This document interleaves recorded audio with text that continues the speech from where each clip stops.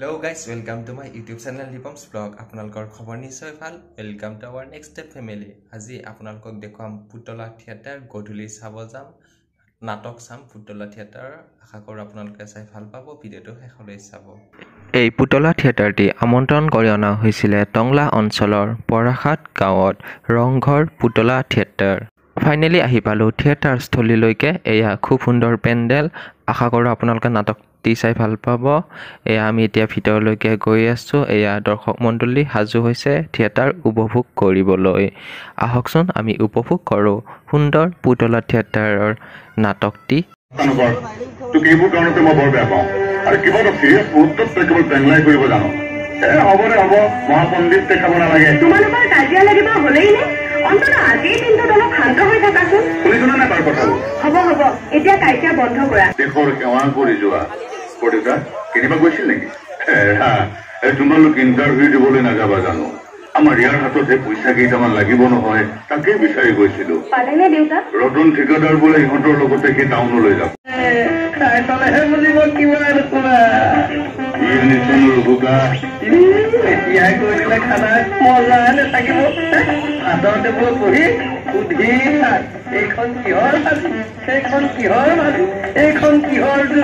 এইখন কিহৰ এফালৰ পৰা কৈ যাম। বেয়া মানুহবোৰে চেষ্টা কৰে, তাৰ বাবে দুখ কৰিলে কি হ'ব কচোন বাৰু? মোৰ ভয় লাগিছে দেউতা। আপুনি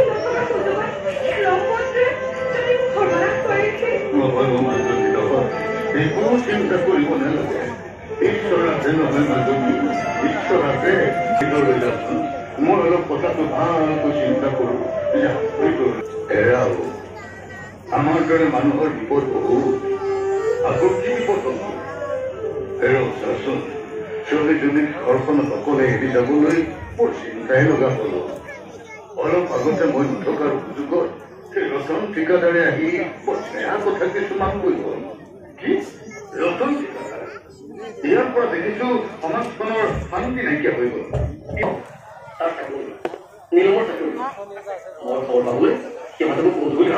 তুমি খং কৰিলে কি হব?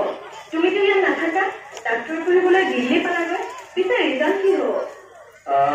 বিৰাট ভাল ভাবিছিলো।